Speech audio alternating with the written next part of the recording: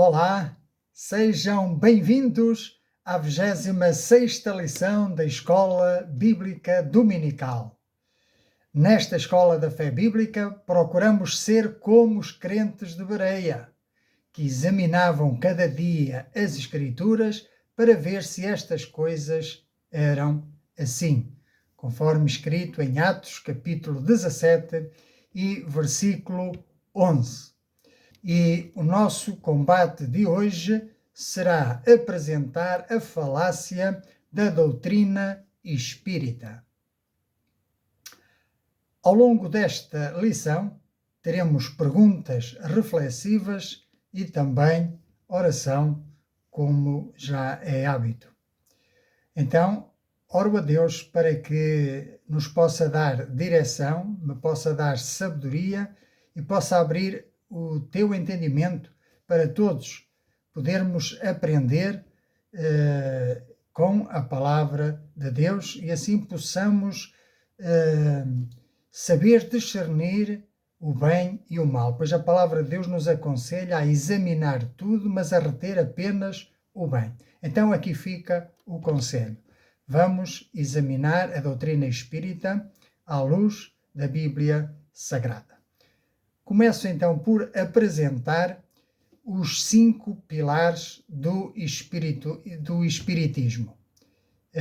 De acordo com Allan Kardec, há 5 obras principais e que formam a base do seu ensino, da sua doutrina. Temos então 5 livros, 5 obras publicadas, que são o Livro dos Espíritos, que explica as leis da vida espiritual terrena. Temos o Livro dos Médiuns, que orienta a comunicação prática com o mundo espiritual. E temos o Evangelho segundo o Espiritismo, que analisa a moral cristã sob a ótica espírita.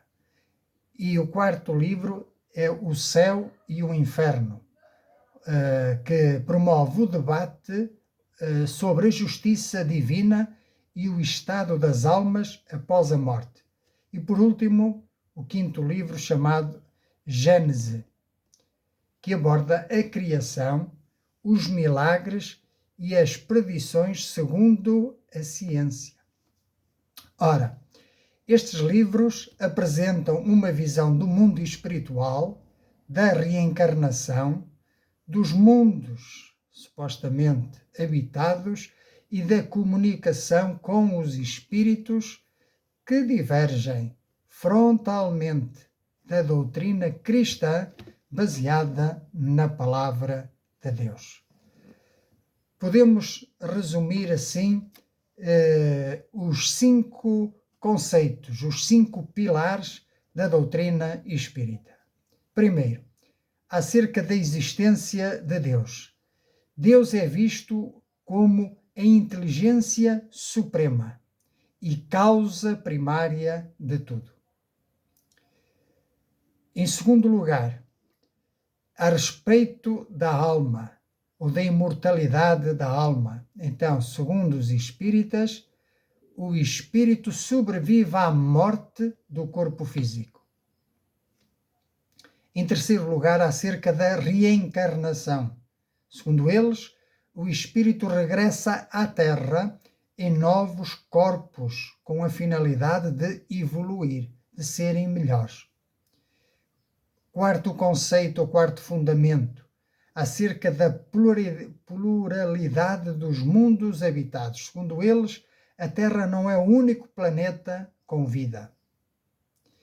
E o 5º conceito, ou 5º pilar, acerca da comunicabilidade dos espíritos, ou seja,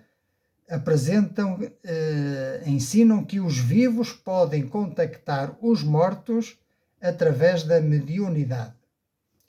Vamos então confrontar estes princípios à luz da palavra de Deus.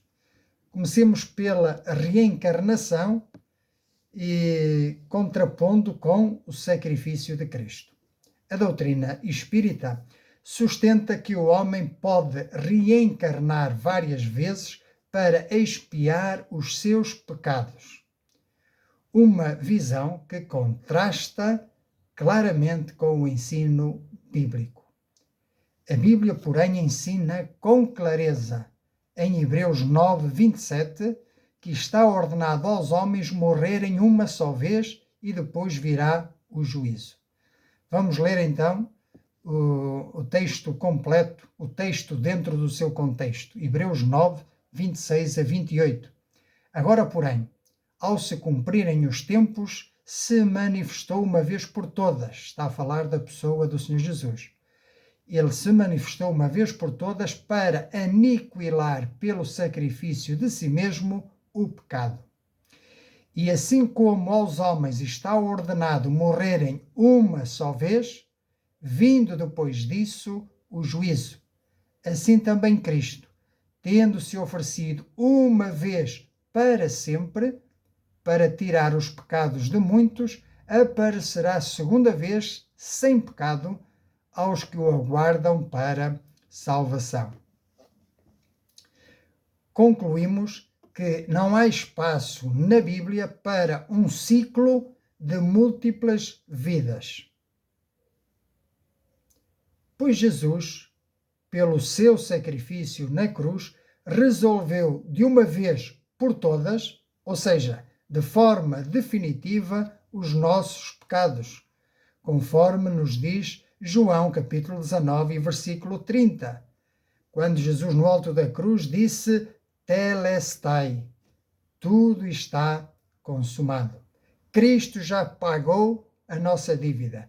Cristo já nos resgatou, já pagou o preço do nosso pecado. Portanto, não resta ao homem nada que possa fazer para ser salvo. Tudo foi feito por Cristo, por meio de Cristo e para Cristo. Concluímos então que a reencarnação é uma tentativa de substituir a obra redentora de Cristo por um esforço próprio e contínuo. Ou seja, defendem que a reencarnação é para dar a possibilidade à pessoa de ser melhor numa suposta vida futura. Mas o que a Bíblia ensina é que Jesus Cristo é nele, por ele e para ele que nós somos redimidos, somos restaurados. Não é possível melhorar a nossa natureza caída, diz a palavra de Deus. Precisamos nascer de novo, conforme disse Jesus a Nicodemos.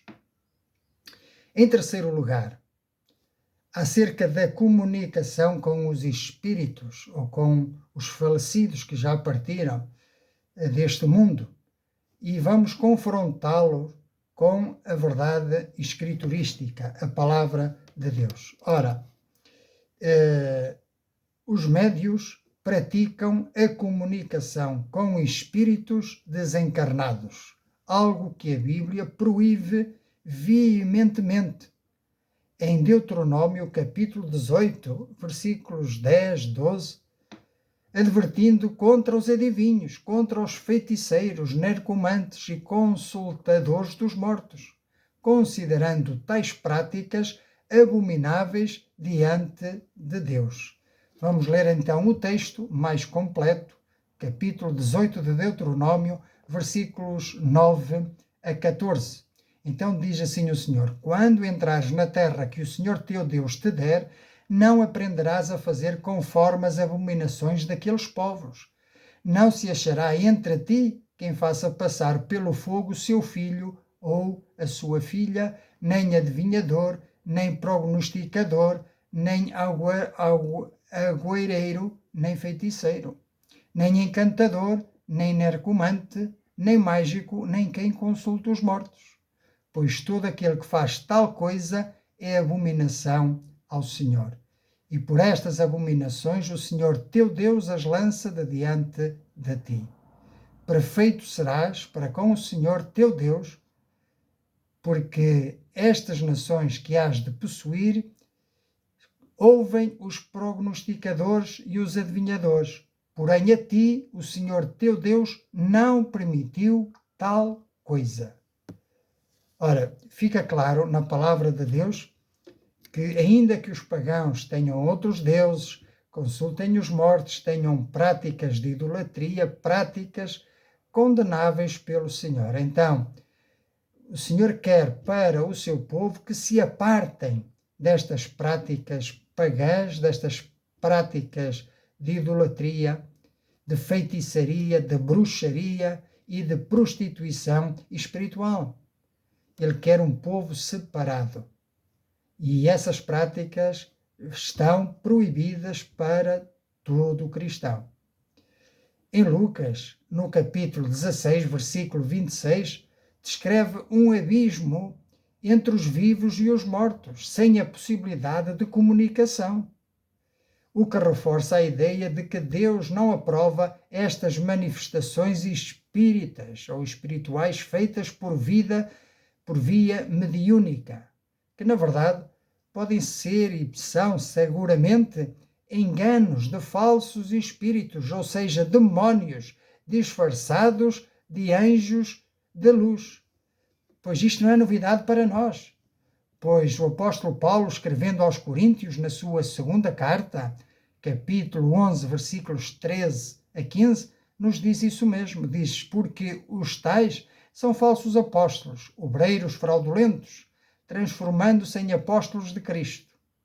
Portanto, é noutro contexto em que existem falsos apóstolos, mas que se transfiguram em apóstolos de Cristo para seduzir, para enganar. E diz que não é de admirar que aconteça isso no meio dos homens, porque o próprio Satanás se transforma em anjo de luz. Ora, não é muito, pois, que os seus próprios ministros se transformem em ministros de justiça, mas o fim deles será conforme as suas obras. Portanto, temos textos claros nas Escrituras que nos dizem como devemos proceder. Em quarto lugar, acerca dos mundos habitados, dos supostos mundos habitados, e comparemos com aquilo que a palavra de Deus diz. Ora, Kardec fala da existência de mundos habitados além da Terra, numa visão de evolução progressiva através de múltiplas vidas. Conforme o nosso aperfeiçoamento, teríamos acesso a diferentes mundos.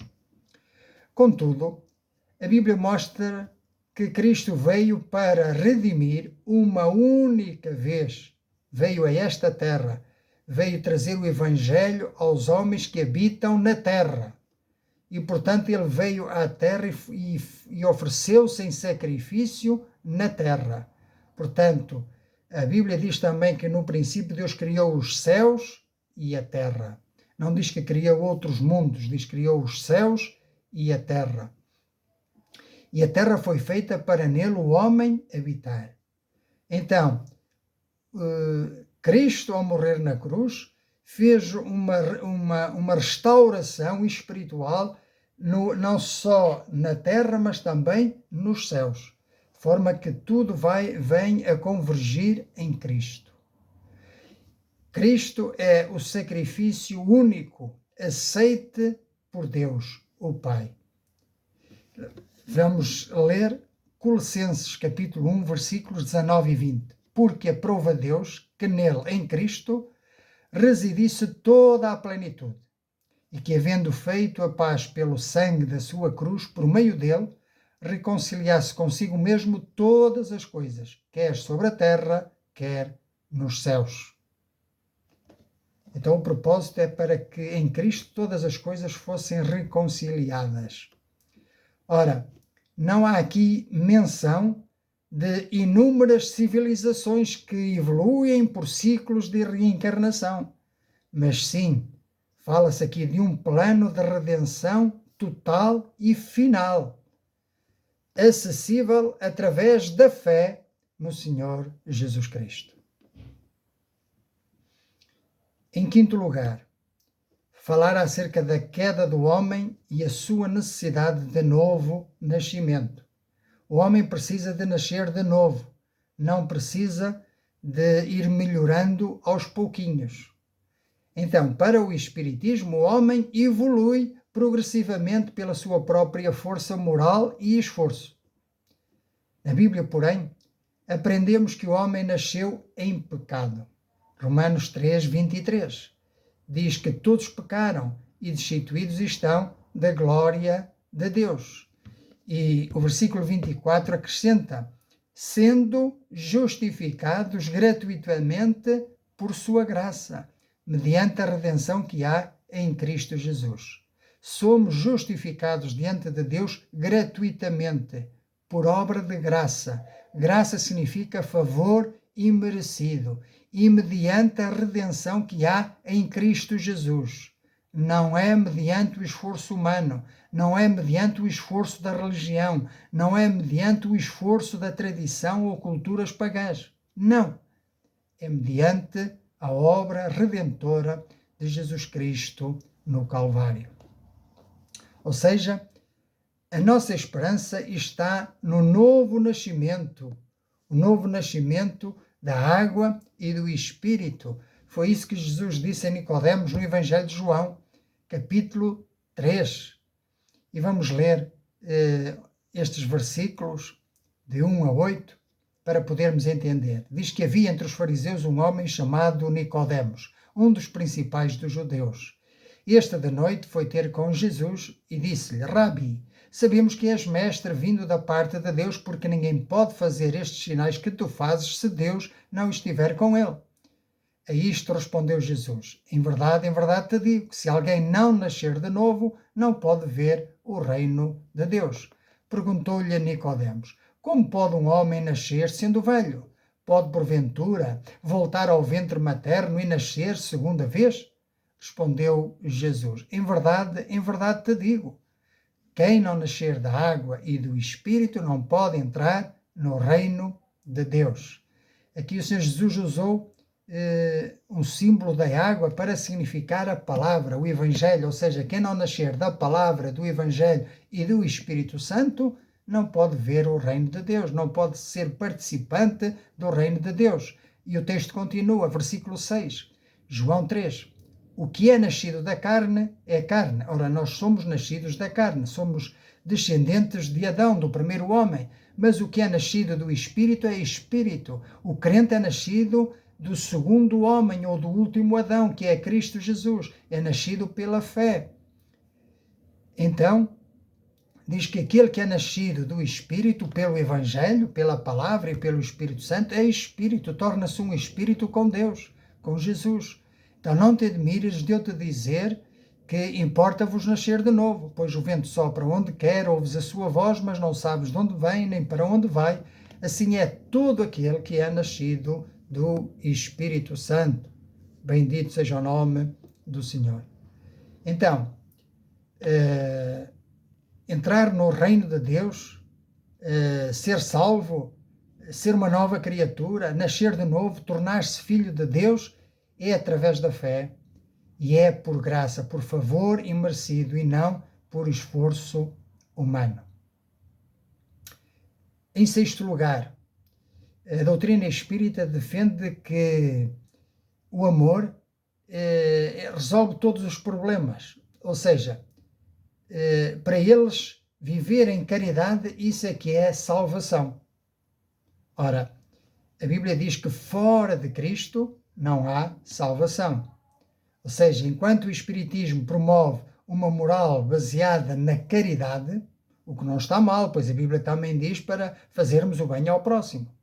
Mas eles veem nisso como uma obra, um caminho de salvação. Ora, a Bíblia ensina que a única via de salvação verdadeira vem através de Cristo, que é o caminho, a verdade e a vida. Não se trata de um conceito, trata-se de uma pessoa, ou seja, a salvação é uma pessoa, Jesus.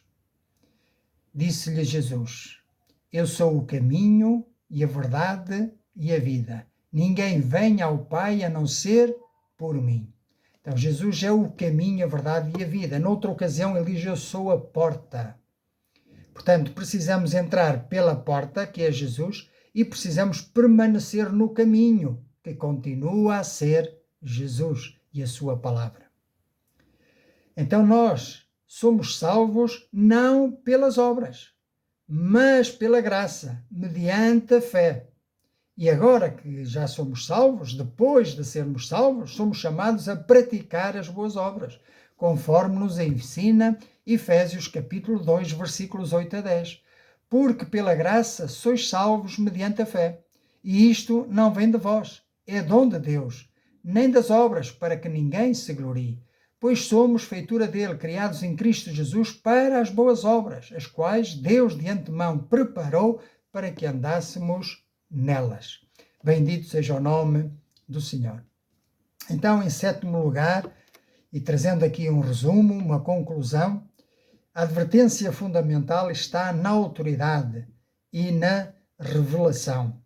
Ou seja, para nós que acreditamos na autoridade plena da Bíblia, ela é a nossa referência final, infalível e suficiente.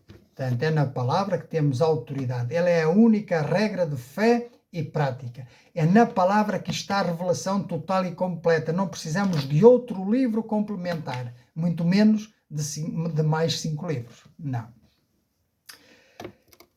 Como nos diz 2 Timóteo 3,16, vamos ler: tu, porém, Paulo dizendo a Timóteo, tu, porém, permaneces naquilo que aprendeste e de que foste inteirado, sabendo de quem o aprendestes e que desde a infância sabes as sagradas letras que podem tornar-te sábio para a salvação pela fé em Cristo Jesus.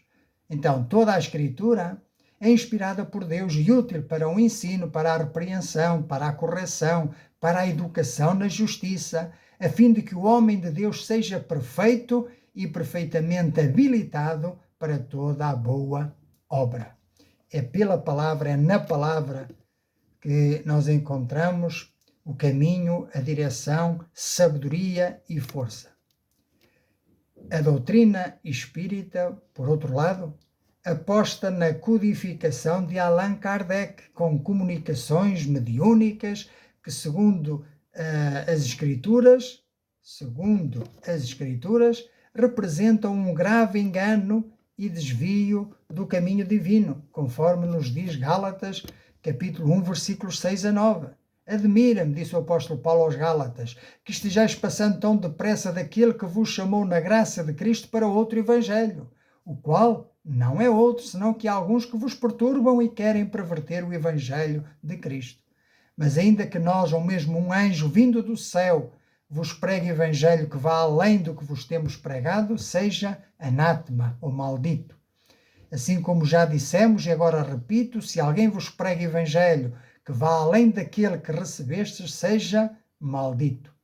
Por isso, exortamos, examinai tudo, retende o bem.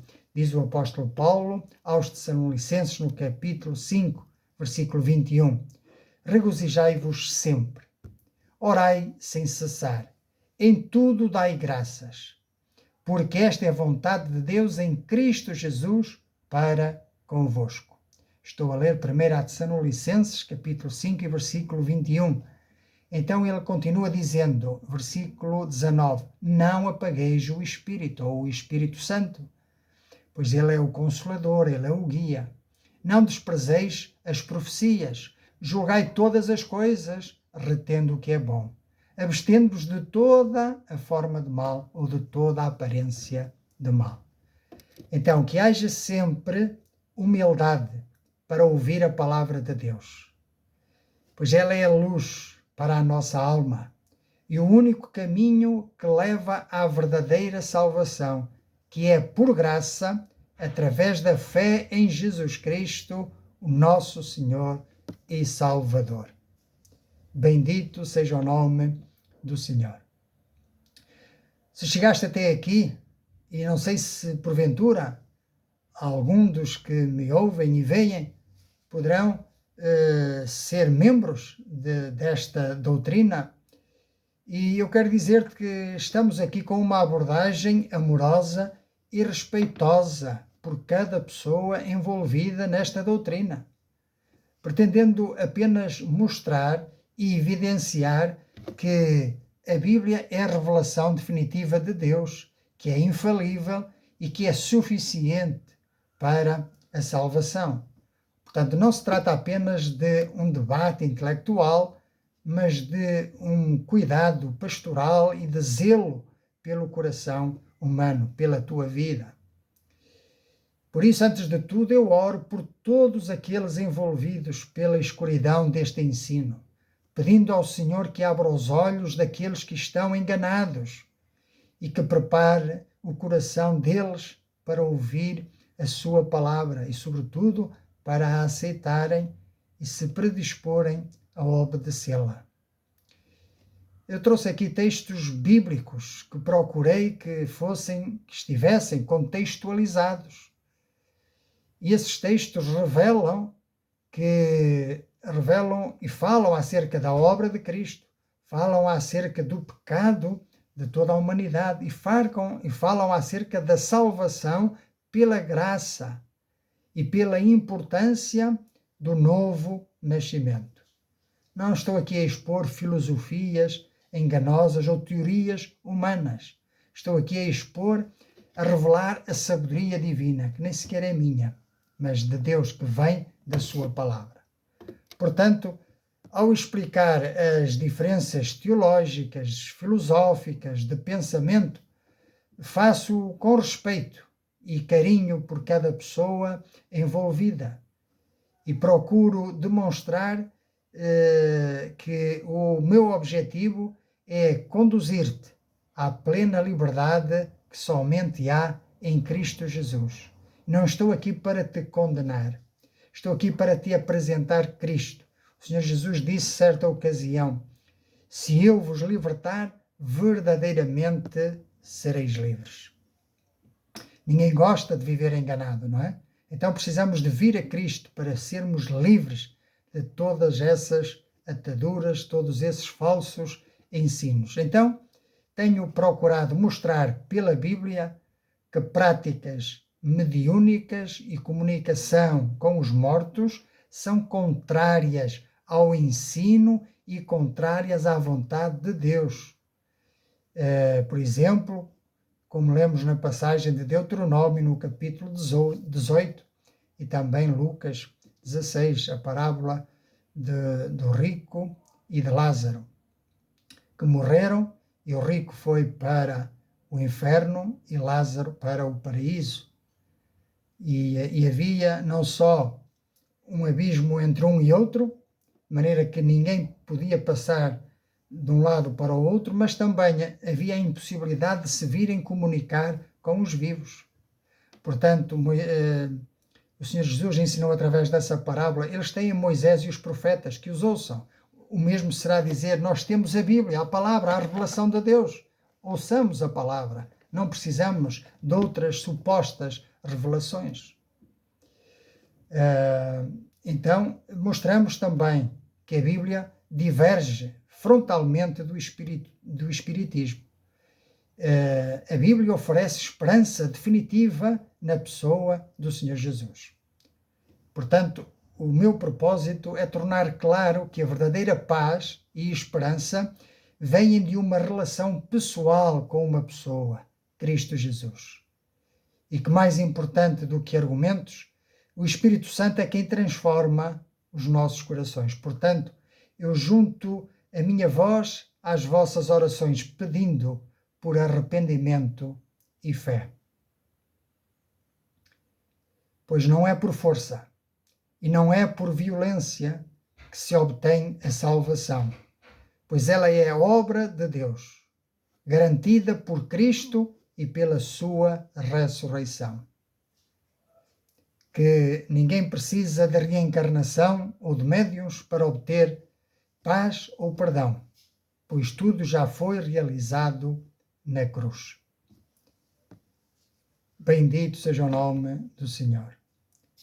Se me permitem um conselho, invistam tempo na leitura diária da Palavra de Deus, lendo, por exemplo, João 3,16, Efésios capítulo 2, versículos 8 a 9, Romanos capítulo 3, Hebreus capítulo 9, João capítulo 14.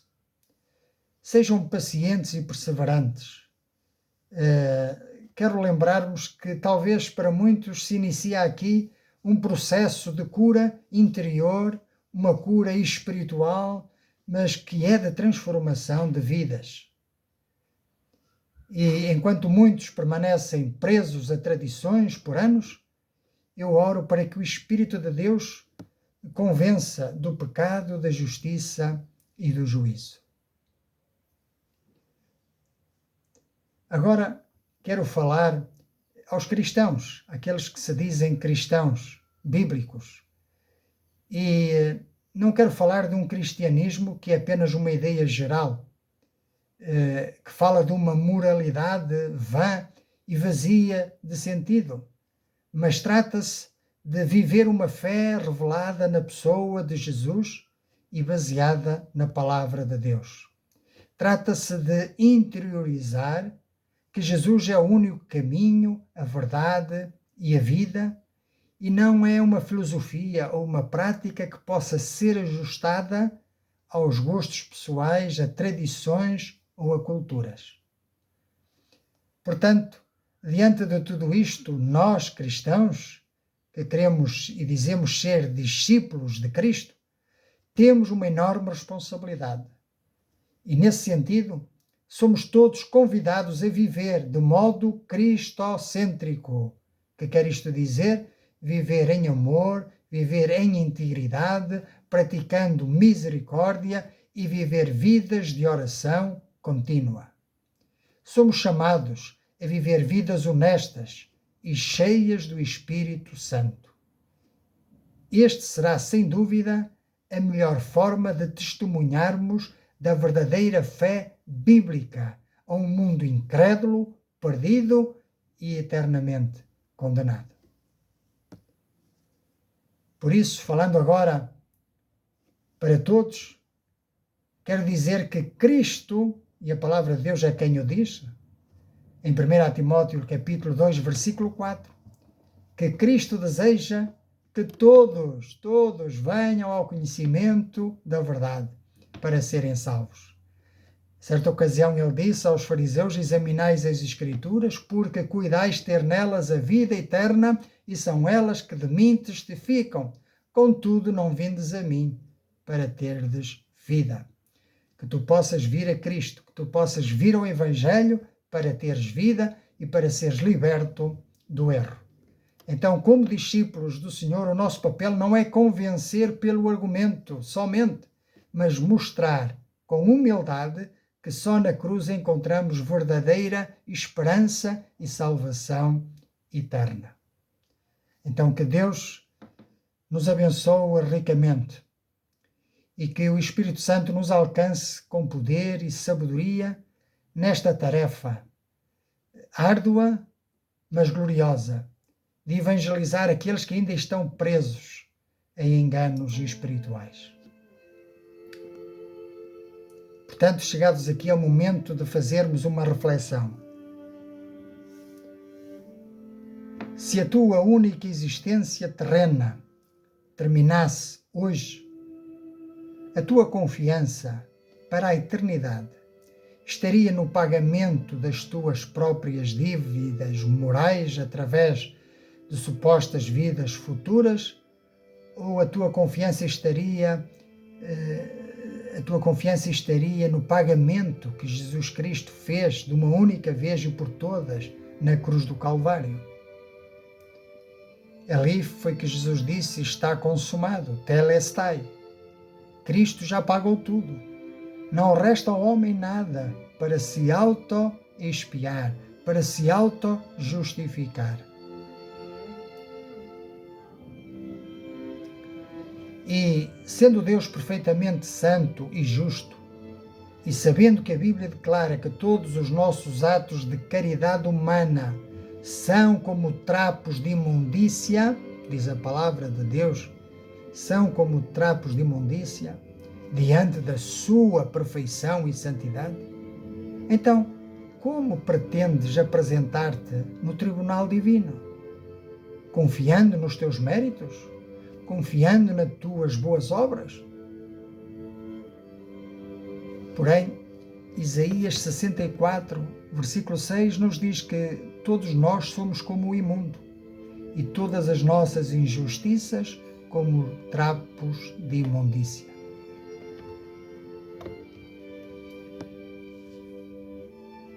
Última pergunta. Se a palavra de Deus afirma categoricamente que ao homem está ordenado morrer uma única vez, vindo depois disso o juízo, o que acontecerá à tua alma se descobrir, no segundo após a morte, que não há reencarnação, que não há colónias de transição e que a tua oportunidade de salvação terminou para sempre? Pois a oportunidade de escolher Cristo é agora em vida. Pois Hebreus 9:27 diz que ao homem está ordenado morrer uma vez, vindo depois disso o juízo. Por isso eu quero fazer-te um apelo. Escuta a voz desta verdade que ecoa através dos séculos. Pois a maior ilusão que o inimigo das nossas almas criou foi a mentira do amanhã. E o amanhã rezou. A falsa promessa de que haverá outra vida, outro corpo, outra oportunidade para consertar os seus erros. Não te deixes enganar por filosofias que anestesiam a tua consciência e relativizam a gravidade do pecado. A Bíblia diz que o salário do pecado é a morte, ou seja, a separação eterna e consciente de Deus no inferno. Romanos capítulo 6, versículo 23. Portanto, diante do Deus Santo, tu e eu não somos seres em evolução. Somos pecadores perdidos, caídos e condenados pela nossa própria rebeldia. Nenhuma caridade que saia das nossas mãos pode levar ou lavar a mancha do pecado que está no nosso coração. Porque o que nos contamina o homem não é o que entra pela boca, mas o que sai. Pois a nossa boca fala da abundância do coração e a Bíblia diz que o nosso coração é enganoso desde a sua meninice. Quem o conhecerá? Então, se a salvação fosse por mérito, a cruz de Cristo teria sido em vão. Mas o meu conselho é: olha para o Calvário. Ali, o próprio Deus encarnado recebeu o castigo que era meu, que era teu. Ele sofreu a ira divina para que tu e eu recebêssemos graça, favor imerecido. Ele ressuscitou corporalmente ao terceiro dia para provar que a morte e o inferno foram vencidos. Não há outro nome dado entre os homens pelo qual devamos ser salvos. Atos, capítulo 4 e versículo 12. Portanto, o tempo da ignorância acabou. Hoje é o dia da salvação. Abandona o teu orgulho da autorredenção e reconhece a tua falência espiritual, a tua insuficiência, e rende-te àquele que te ama e que deu a sua vida por ti. Pois o abismo é real, mas o único mediador entre nós e Deus é Jesus Cristo, o qual tem a sua mão estendida para ti. Vem para os braços do Salvador. Volta à casa do Pai dos Espíritos. E realmente, se queres tomar uma decisão por Cristo, se queres aceitar o Evangelho na tua vida, se queres largar filosofias, vãs tradições e culturas contrárias à palavra de Deus, então eu quero ajudar-te a fazer uma oração por fé, para que assim te possas tornar um filho de Deus, possas nascer de novo, nascer de cima. Se o queres fazer de livre e espontânea vontade, então podes fazer tuas estas minhas palavras. Então vamos orar? Senhor Deus e bendito Pai, Deus Todo-Poderoso, Criador dos céus e da terra, eu reconheço diante da Tua santidade que sou um pecador perdido, condenado e totalmente incapaz de salvar a minha própria alma. Peço-te perdão por todas as vezes que confiei nos meus próprios méritos, nas minhas obras ou em falsas filosofias humanas, para me justificar diante de Ti. Por isso eu renuncio hoje a toda a mentira de vidas sucessivas ou de autorredenção. Eu creio com todo o meu coração que Jesus Cristo é o Filho de Deus, o Deus encarnado que morreu na cruz em meu lugar, vertendo o seu sangue puro para cancelar a minha dívida. Eu creio que Ele ressuscitou corporalmente ao terceiro dia e que hoje vive para sempre. Senhor Jesus, eu abro a porta do meu coração e da minha vida, e eu te recebo e confesso-te como o meu único e suficiente Senhor e Salvador. Eu coloco toda a minha fé exclusivamente no teu sacrifício na cruz. Lava os meus pecados, escreve o meu nome no livro da vida e regenera-me pelo teu Espírito Santo. Toma o controle dos meus dias e ajuda-me a caminhar na tua verdade até ao fim. Obrigado pela salvação gratuita que recebo agora pela tua maravilhosa graça. E faço em nome do Senhor Jesus. Amém. Bendito seja o nome do Senhor. Que Deus te abençoe abundantemente nesta jornada de busca pela verdade. Portanto, eu quero dar-te os parabéns se fizeste esta oração por fé e agora és um filho de Deus e tens aqui a palavra onde Deus fala contigo. Através da oração tu falas com Deus. E agora o meu conselho é que te juntes a outros cristãos que tenham esta mesma fé bíblica para assim crescermos juntos na graça e no conhecimento de Deus e também na prática das boas obras. Que assim seja e até ao próximo domingo para mais uma Escola Bíblica Dominical. Que o Senhor te abençoe e nos faça prosperar na sua obra para a sua glória. Amém.